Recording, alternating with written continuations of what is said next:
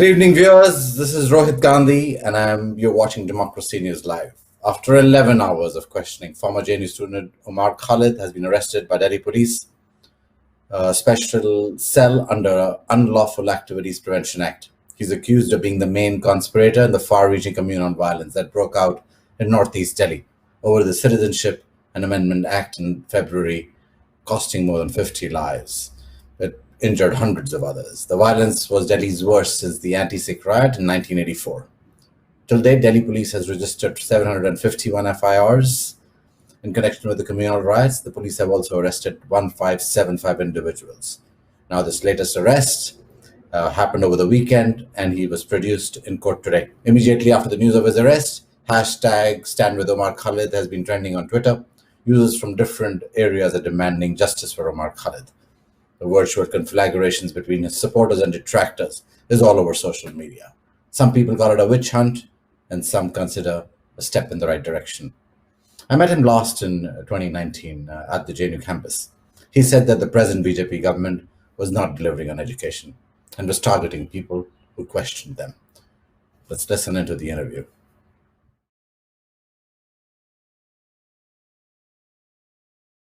For the last 2.5 years, we've heard of Umar Khalid in different circumstances, in different situations. People have described him as a terrorist, as an anti-national. A few months ago, he was shot at, and everybody said this is a hoax, until obviously the people who shot at him were arrested. Now, I'm sitting here today with Umar Khalid, and I want to, sit down and ask you, when people describe you as a terrorist, as an anti-national, what do you have to tell them? I only pity them. I only pity them for their disgusting thought process. I'm a 31-year-old young guy of this country who's been armed by the constitution to ask questions. And I'm asking questions to this government. This government has no answers. The easy way out for them is to defame those asking questions. And that is something that they've done not just with me, that is something they've done with a whole lot of people. So you have these new terms that have come up, anti-national, urban Naxal, liptard, all kinds of things they've used to defame people. There is almost a troll industry now, and those troll industry is sort of not just anonymous trolls anymore. It's mainstream anchors who have it's difficult to distinguish them, which is a journalist and which one is a troll. And then it becomes the script of the government as well. So the point is that the questions that we were raising here in JNU as when we were students about what the government is doing on the higher education front, they had no answers. We had a very solid movement regarding what they were doing with fellowships, what they did in Hyderabad Central University. What was that? See, ever since this government came, it had a very distinct agenda for higher education, which was one, to privatize it, which is to do away with public education system. Two, to saffronize it, which is to promote a certain ideology. The most blatant and the most brazen example was what they did in FTII, where they had this one person, Gajendra Chauhan, who's not even equipped to be the director of that institute, but they placed him only because he ideologically agrees with the ruling dispensation. And at that point of time, what started with FTII, or before that IIT Madras, sort of has been ongoing since then, and it's unprecedented. I mean, I would say in the last 30 years of our country, you've not had such a big students movement. Last time you had something like this was in the 60s. At that time, it was a global phenomenon. Or even in the Mandal Commission, when the anti-reservation movement, picked up. But that was different. This is slightly different from that. And what has also been very heartening, and why the students are also under tremendous attack by the government, and I am just one of those students who is under tremendous attack by the government, is also because at that juncture, there was no parliamentary opposition inside the parliament. The students played the role of the opposition out on the streets. There was a lot of people were disappointed with the election results, saying that this is not good for democracy if there is no opposition. A lot of people were disheartened, people who have been fighting for secularism, against communalism, for justice for right victims. They were very, very disappointed with the victory of the RSS, the BJP government, and the complete absence of the opposition. जो छात्रों ने उस समय किया, वो लोगों को वो मनोबल दिया कि सच की आवाज़ें बोलने वाली अभी भी हैं. And since then, voices have only increased. So what started with students went on to a lot of progressive thinkers emerging, questioning this government, farmers' protests intensifying across the country. So the opposition on the streets has now exposed this government for what it is. It's an anti-poor government, it's an anti-people government, it's a corrupt government. And because it has no answers to the questions, it has no answers to the promises it itself made before 2014, it has gone down defaming people. Now let's go back to the last attack on you. Some people came and shot at you, right? Were you scared? देखिए, मैं कोई Superman तो हूँ नहीं, ना मैं शक्तिमान हूँ। मैं एक नौजवान हूँ इस देश का, और अगर आपके ऊपर बंदूक तानी जाएगी तो, और आपको लगेगा कि बंदूक चला दी जाएगी, तो आपको डर लगता है कि ये मेरी ज़िंदगी का अंत आ गया है। उन 15 सेकंड में मुझको भी लगा कि अब ज़िंदगी वही ख़त्म हो गई है, क्योंकि इतने पॉइंट ब्लैंक रेंज से वो मेरे को पॉइंट कर रहा था। वो बिल्कुल मेरा करीब था, मुझे पकड़ के गिरा दिया और बंदूक लेके मेरे यहाँ चेस्ट पे लगा दिया।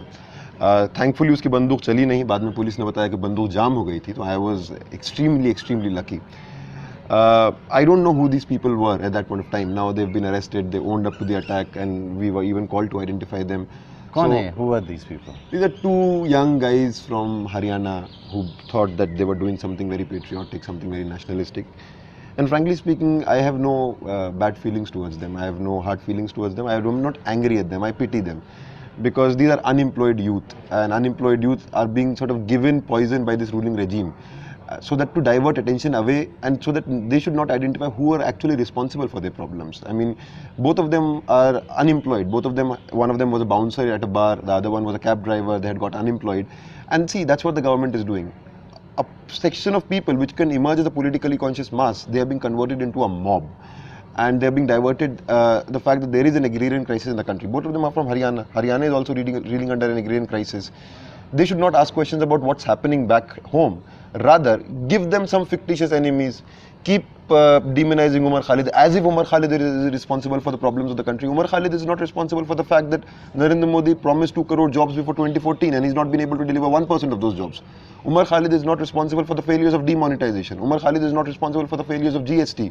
Umar Khalid is not responsible for the agrarian crisis in the country.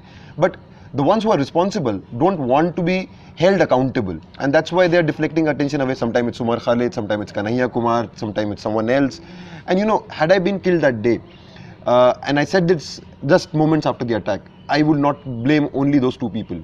I would blame all those people who are responsible for creating the situation, and that includes the ruling party, that includes its spokespersons who appear on television every night, and unfortunately it also includes certain media houses today. Without any basis, they have called me anti-national, they have consistently demonized me, they have consistently incited violence against me from primetime television without any legal basis. I mean, I was charged with sedition back 2.5 years ago. The police has not been able to proceed with the case. They haven't filed a charge sheet. They haven't filed a charge sheet. मतलब अगर उनको लगता है कि वो सच बोल रहे हैं जो मीडिया में बैठे हैं, तो ये बात वो पुलिस से क्यों नहीं बोलते कि भैया आप मुकदमा शुरू कीजिए, आप इनको कन्विक्ट कीजिए. मतलब सेडिशन चार्ज में जो पनिशमेंट है वो 14 साल की पनिशमेंट होती है, उम्र कैद. 2.5 साल में तो हमारा ये मुकदमा शुरू करके ख़त्म करके हमको 14 साल कन्विक्ट कर देना चाहिए.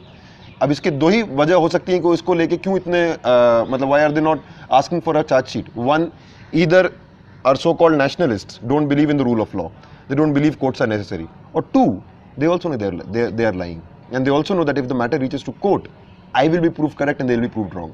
So, and the government will be proved wrong, and that is why this matter will never come to court. This matter will only be used to divert attention away. It's only going to remain propaganda. So, let's talk to the audience and tell them, who is Umar Khalid? You know, well, you come from a home, you have parents, you have aspirations. Your parents must look at you. You're a 31-year-old boy who's finished his PhD now, who's submitted his PhD. Like, is Umar Khalid the terrorist, the anti-national as they describe as? But give me a little background. What does your father do for a living? What happens? My father is a journalist. He's a Urdu journalist.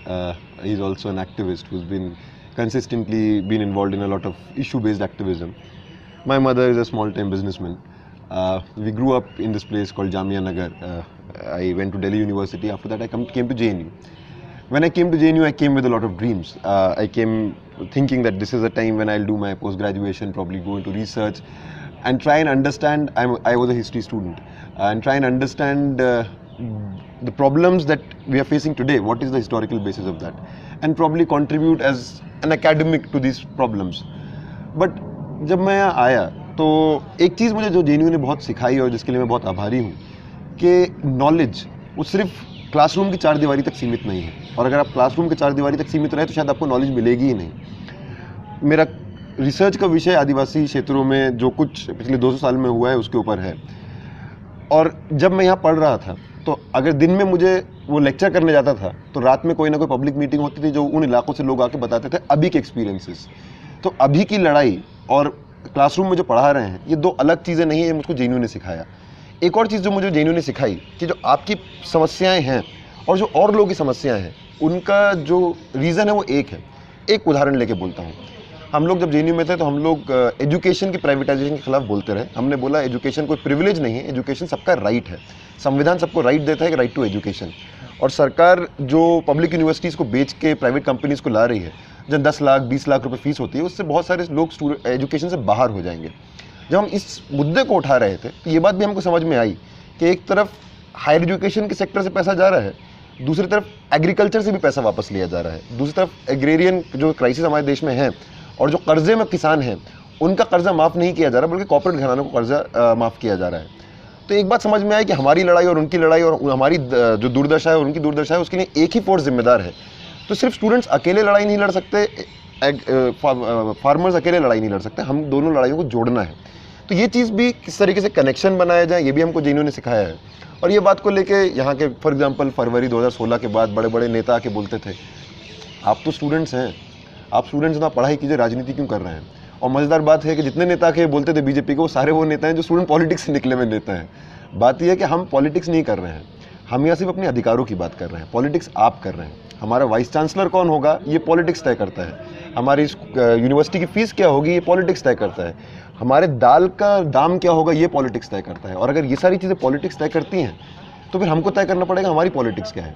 मतलब just because I don't take interest in politics does not mean that politics will not take an interest in me. So it's important to become politically conscious, it's important to become a aware citizen, and that is an aspiration that everyone should aspire towards. I mean, that's a good thing that is being criminalized today, that if you are a politically aware person you are an anti-national.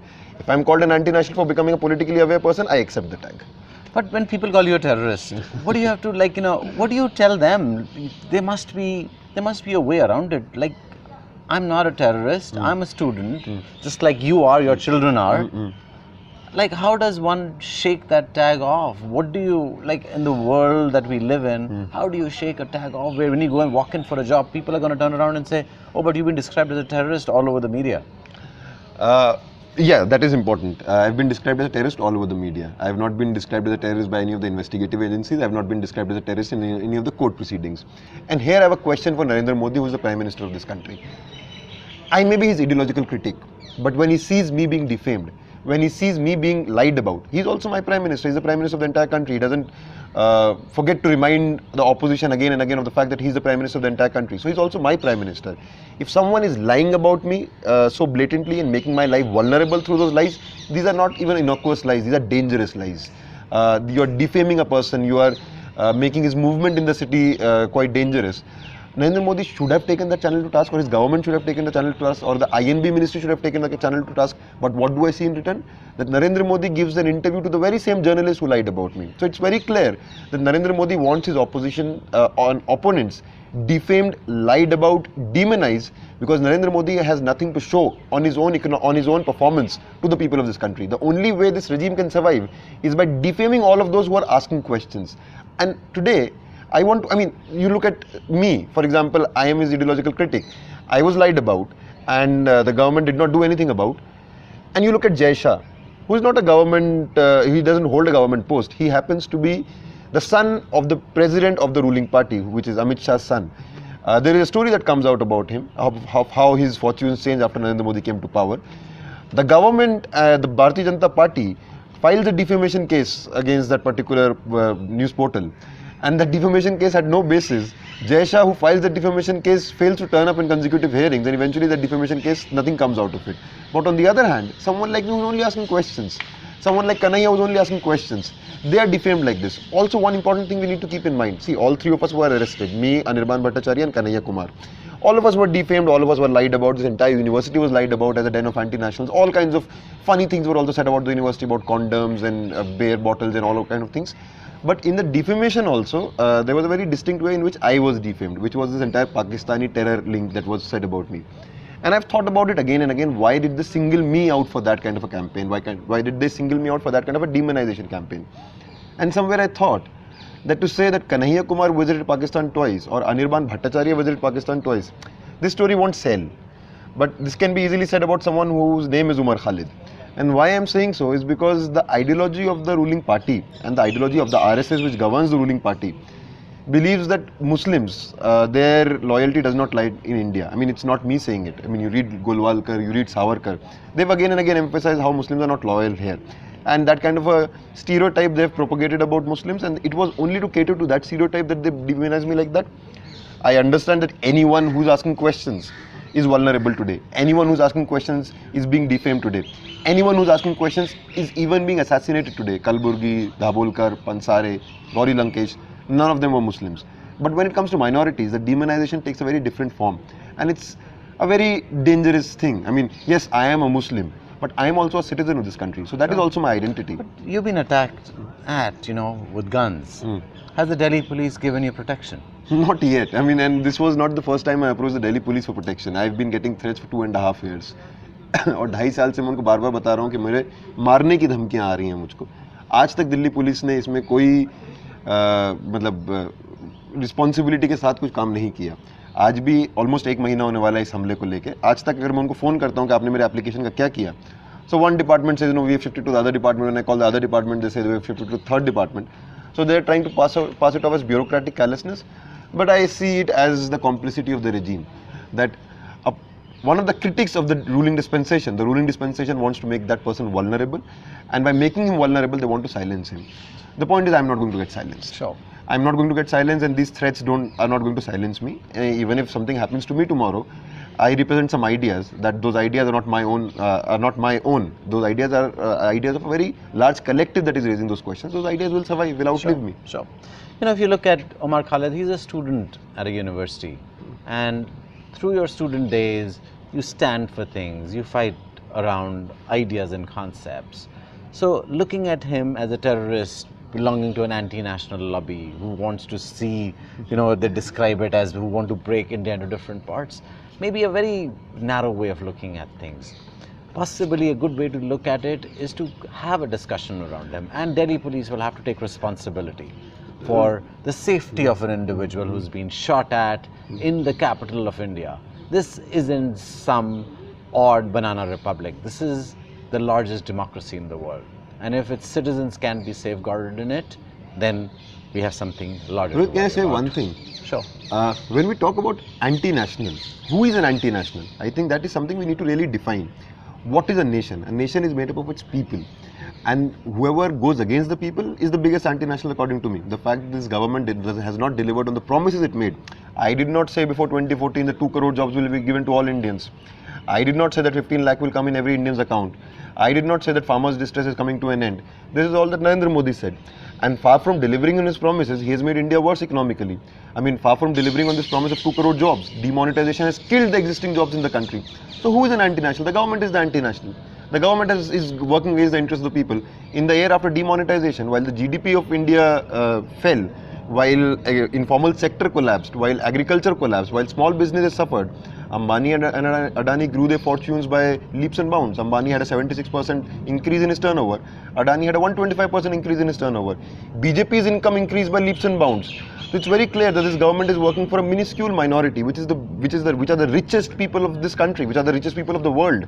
I mean, they're not even working. They say that Hindu-Muslim card they keep on playing. They're not even working for the Hindus. They're not even working for the common Hindus. This is a party of the rich. This is a party of the powerful.